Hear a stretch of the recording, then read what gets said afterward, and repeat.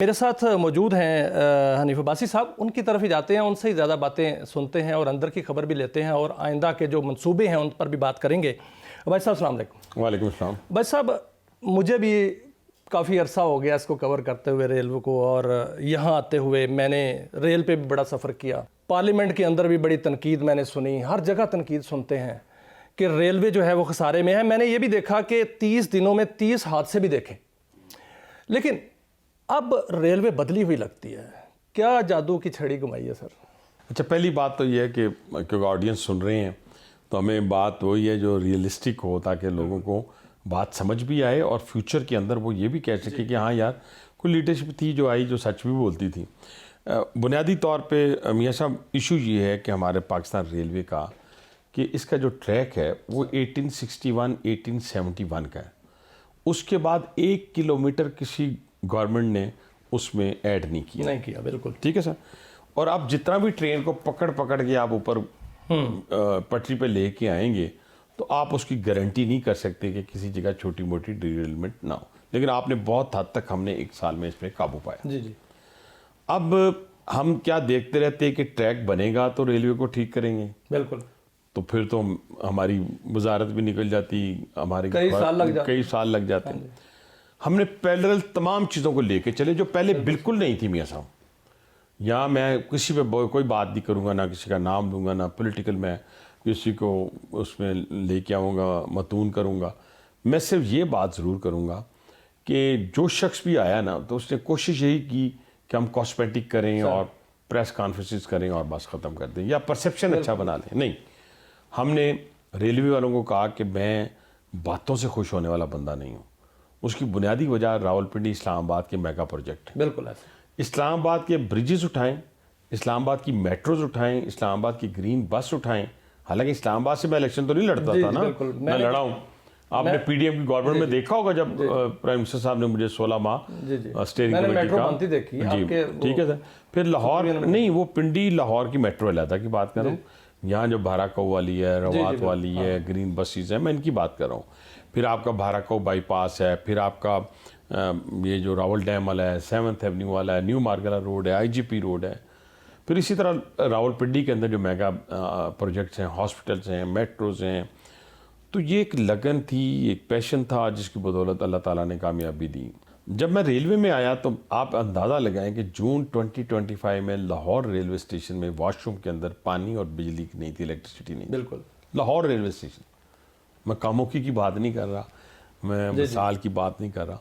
तो मैंने अपने सीईओ को कहा कि ये मुझे जुलाई तक, और जुलाई में जब प्राइम मिनिस्टर गए 29 जुलाई को, तो वो बदला हुआ लाहौर का रेलवे स्टेशन जहाँ पे एस्केलेटर लगे हुए थे, सीआईपी लाउंज बन चुकी थी और वहाँ पे सफाई का निज़ाम आउटसोर्स हो चुका था। तो मैंने ये कोशिश की कि हम पैसेंजर फैसिलिटेशन की तरफ ध्यान देते। हमने कहा कि जहाँ स्टेशन पे जब पैसेंजर जाए उसे साफ़ सुथरी जगह मिले, उसके सीआईपी लाउंजेस मिले। फिर उसके बाद वेटिंग एरिया, जो आम वेटिंग कॉमन वेटिंग एरिया है जो मैक्सिमम लोग इस्तेमाल करते हैं, वो साफ़ सुथरा हो, अच्छी जगह हो, वॉशरूम अच्छे हों।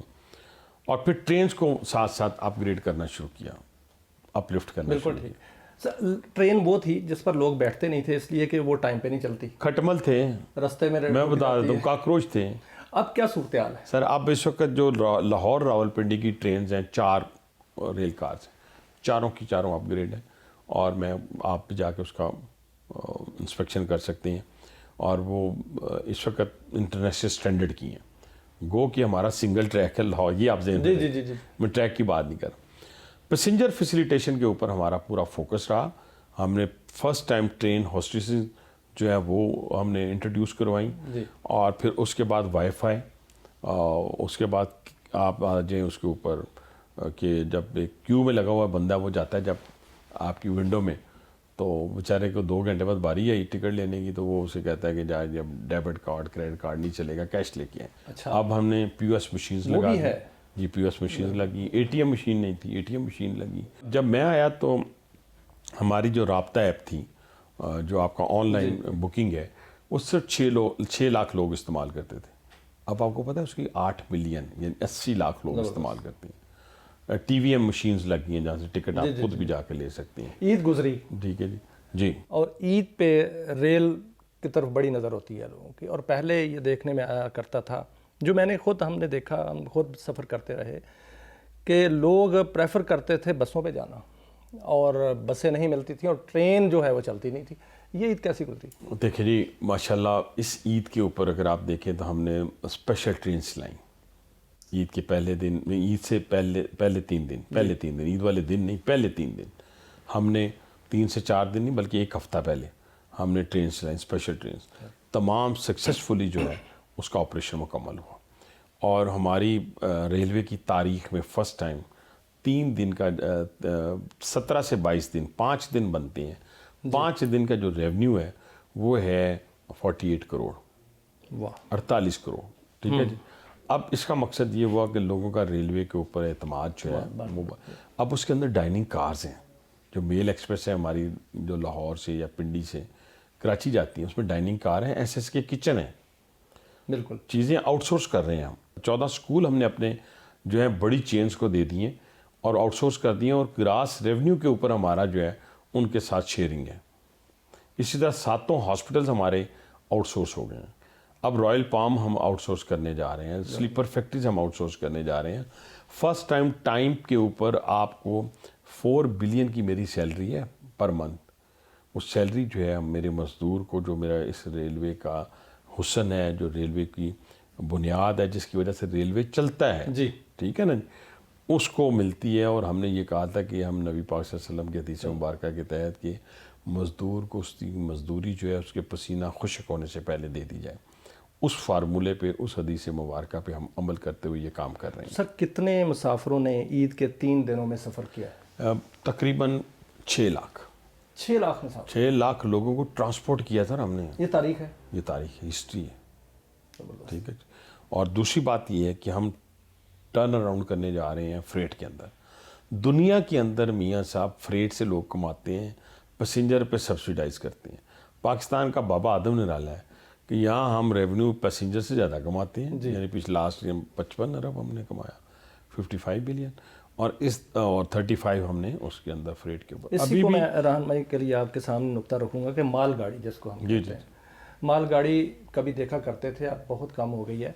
क्या मालगाड़ी के कोई प्रोजेक्ट्स आ रहे हैं और कितना पोटेंशियल है? मियाँ साहब, पहली बात तो यह है कि पहले 5 आया करती थी, अब 10 आती हैं दिन में, ठीक है सर। दूसरी बात यह है कि हमारे पास जो कमोडिटीज़ हैं उसमें फॉस्फेट है, उसके अंदर आपका जो है कोल है, उसके अंदर कंटेनर है, उसके अंदर आपकी कार्गो है, और बहुत सारी और भी चीज़ें में भी हों। इन सारी चीज़ों को हम ट्रांसपोर्ट कर रहे हैं। लेकिन जो नई इनोवेशंस आ रही हैं पाकिस्तान रेलवे के अंदर, वो क्या है? एडिबल ऑयल हमने कभी ट्रांसपोर्ट नहीं किया। बिल्कुल नहीं। पाकिस्तान रेलवे इसी साल एडिबल ऑयल ट्रांसपोर्ट करने। कहाँ से सर? कराची पोर्ट से। कराची पोर्ट से। कराची पोर्ट से अप कंट्री कराची इंपोर्ट होगा ना दूसरे मुल्क से।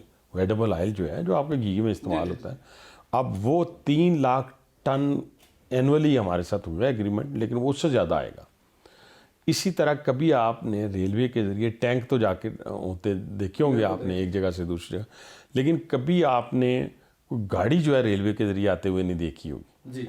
अब इंशाल्लाह ताला इसी साल हम ऑटोमोबाइल को, जो व्हीकल्स हैं उनको हम करने जा रहे हैं ट्रांसपोर्ट, कराची से अप कंट्री और अप कंट्री से डाउन कंट्री। बिल्कुल ठीक है जी। तो ये 2 इनोवेशन आ गई सर। तीसरा जो है कि हमने जैसे पहले आपको बताया कि अब हमारे पास रोलिंग स्टॉक नहीं है।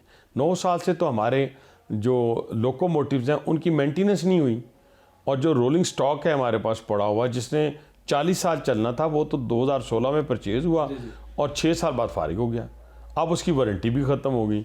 जब ये सारी चीज़ें हो गई तो मैंने क्या किया, मैं अदालतों में जाता।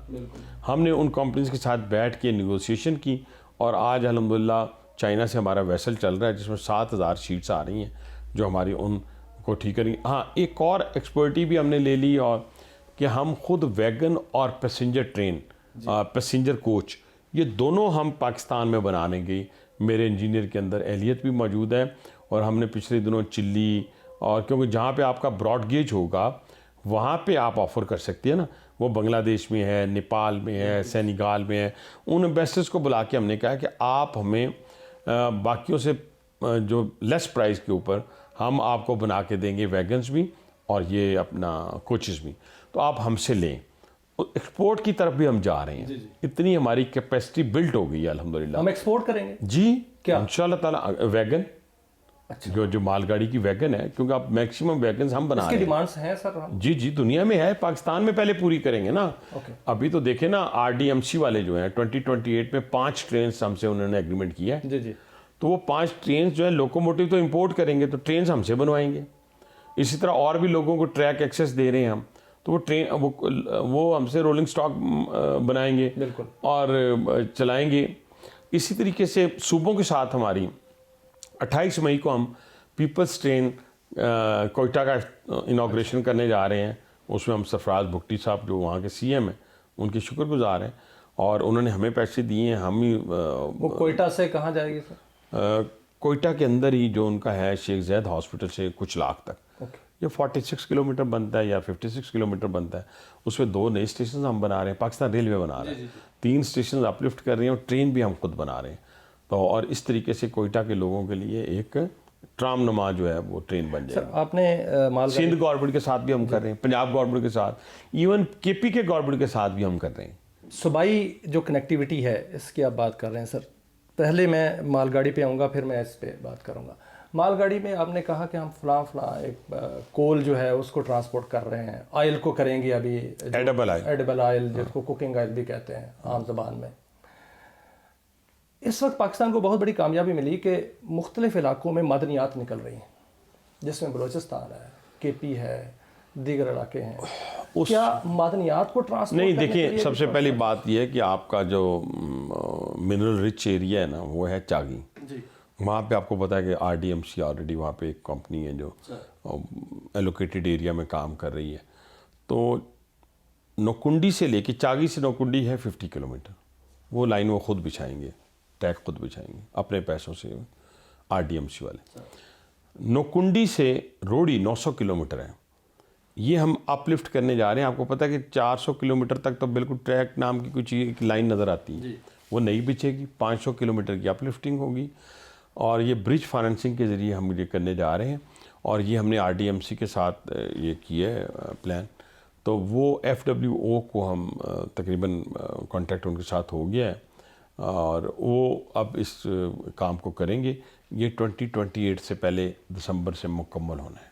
900 किलोमीटर। 900 किलोमीटर। इसी तरह रोडी से कराची, ये एशियन डेवलपमेंट बैंक की मदद से जो है $2 बिलियन का प्रोजेक्ट है। ये वो उस तरह मुकम्मल और इंटरनेशनल टेंडरिंग के ज़रिए। तो कहने से मुराद ये है कि वो जो मिनरल्स ने ट्रांसपोर्ट होना है, उसके लिए अगर सिर्फ एक कंपनी RDMC की फोरकास्ट है ना, तो वो है 1 मिलियन टन एनुअली। तो उसके लिए 25,000 आपको ट्रक्स चाहिए, और फिर रोड का बेड़ा गर्क करना है। तो ना 25,000, वो क्या कहते हैं, ना नौमन तेल होगा, ना राधा नाचेगी, ठीक है ना। तो कहने से मुराद ये है कि वो फिर ट्रांसपोर्टेशन कहाँ से हो सकती है, वो रेल के ज़रिए होती है पूरी दुनिया के अंदर। तो उसकी अपलिफ्टिंग के लिए प्राइम मिनिस्टर ने बड़ा ज़बरदस्त किस्म का इनिशिएटिव लिया है।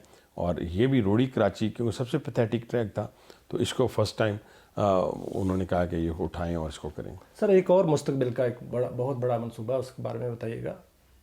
वो है ग्वादर जब डेवलप होता है तो उसमें बहुत सी ऐसी प्रोडक्ट्स आएंगी जो बाहर से आएंगी, यहाँ से भी हम एक्सपोर्ट करेंगे, तो रेल भी ज़रूरत पड़ेगी क्या ग्वादर तक? देखिए जी, ग्वादर है तकरीबन नौकुंडी से ग्वादर है 647 किलोमीटर, और वो प्राइम मिनिस्टर साहब की तरजीहात में, प्रायोरिटी में नंबर 1 है जी।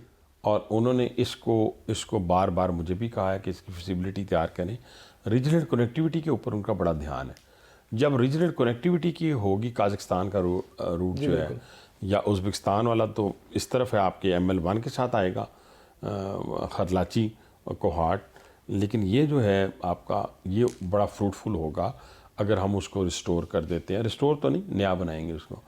तो वो काज़ाकिस्तान के साथ भी हमारा MOU साइन हो गया है, उज़्बेकिस्तान के साथ भी हमारा रीजनल कनेक्टिविटी के साथ। लेकिन ये डिपेंड करता है जो अफ़गानिस्तान के हालात हैं इस वक्त, कंडीशन है, उसके मुताबिक। तो कभी ना कभी तो ठीक होगी इंशाल्लाह। इंशाल्लाह बहुत जल्द ठीक होगा, बहुत जल्दी ठीक हो जाएगा, क्योंकि जो इलाज हमें आता है, आपको पता ही है, इलाज हो रहा है, और वो इलाज जो है वो बहुत जल्द कंप्लीट हो रहा है इंशाल्लाह। तो उसमें सर ये जो आपने कनेक्टिविटी की बात की या रीजनल कनेक्टिविटी की, क्या हम ये कह सकते हैं कि हम रशिया तक जा सकते हैं ट्रेन पे और हमारी ट्रेन जाएगी, और दूसरी तरफ ये जंग जो अभी रीजन में लगी हुई है, ईरान अमेरिका जंग, ये भी ख़त्म हो रही है। पाकिस्तान को बहुत बड़ी कामयाबी मिली है, इस पर भी थोड़ा मैं आपसे की रहनुमाई लूँगा। तुर्की तक भी हम जाएंगे? ऑलरेडी ITI 2019 में बंद हुई थी। इसको कहते हैं Istanbul Tehran Islamabad train. Sir हमने इसको रिस्टोर कर दिया। 2 टाइम हमने कोशिश की। एक दफ़ा हमने पिंक साल्ट रशिया पहुंचाने की, एक दफ़ा अपने एक्सपोर्ट करने की, राइस एक्सपोर्ट करने की। हमारे पास एक्सपोर्टर भी आ गए, ऑर्डर भी मिल गया हमें ट्रांसपोर्टेशन का। लेकिन दोनों दफ़ा अनलकीली समझ लें कि इजराइल ईरान जंग हो गई, और एक दफ़ा इंडिया पाकिस्तान जंग हो गई। तो इस दौरान फिर वो हम इस वक्त इस्तांबुल तक जाने की सलाहियत रखते हैं। ITI रिवाइव होगी, जब भी हालात ठीक हो जाएंगे, इंशाल्लाह ठीक हो जाएंगे, तो ITI रिवाइव होगी तो हम वहाँ तक जा देंगे। फ्रेट ट्रेन की बात हो रही है जी जी। और वहीं से हम ये ईरान से फिर हम तुर्कमानिस्तान और काज़ाकिस्तान, यहाँ से होते हुए हम रशिया भी जा सकते हैं। यानी इसका मतलब है कि हम यूरोप से भी कनेक्ट कर सकते जी जी, ऑलरेडी यूरोप और सेंट्रल एशिया से हम ईरान से कनेक्टेड है। ये तो बहुत और बड़ा इसमें एक और बात आपको बता, नौकुंडी से ताफ्तान जो है वो 87 किलोमीटर है जी। उसको भी हम इस नौकुंडी रोडी वाले प्रोजेक्ट में डाल के उसको नया ट्रैक बनाएंगे। बहुत बड़ा सर, ये एक बहुत बड़ी खुशखबरी है जी कि ग्वादर पोर्ट जब फंक्शनल हो जाएगी, रीजन में स्टेबिलिटी आ जाएगी, तो हम ना सिर्फ तुर्की तक बल्कि पूरे यूरोप के साथ हम जुड़ सकते हैं। जी।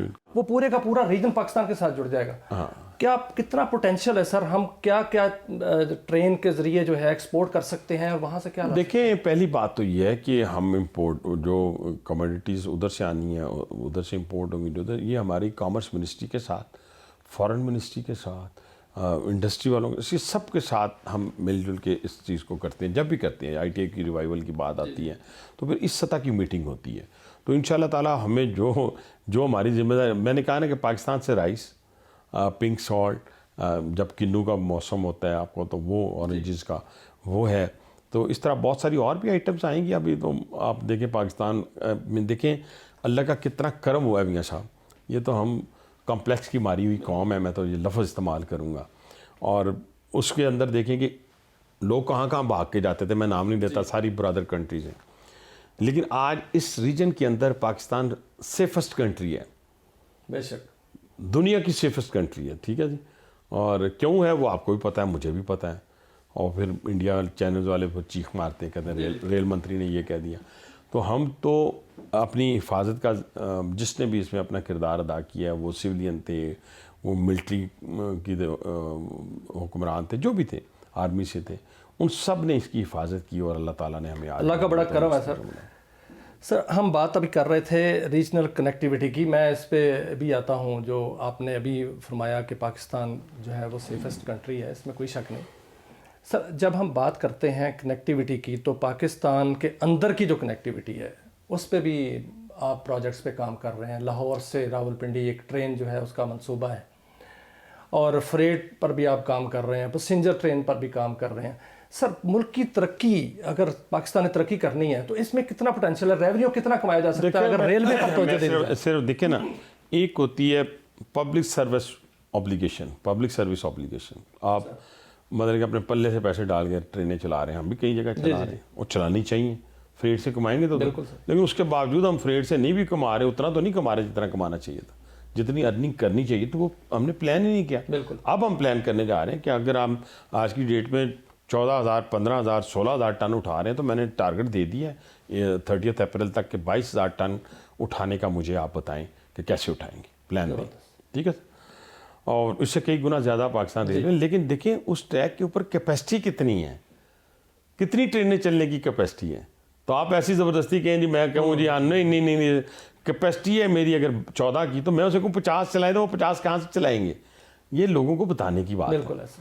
दूसरी बात यह कि आपने एक और चीज़ देखनी है कि हमने तमाम फर्स्ट टाइम पाकिस्तान रेलवे की हिस्ट्री में हमने प्रोविंसेस को शामिल किया है, जो इनके ब्रांच रूट्स हैं।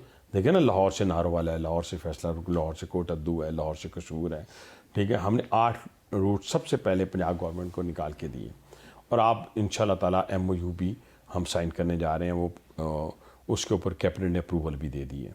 बलूचिस्तान के लिए ऑलरेडी हम, सिंध गवर्नमेंट के ऑलरेडी हम उसमें आ गए हैं, एग्रीमेंट में आ गए हैं।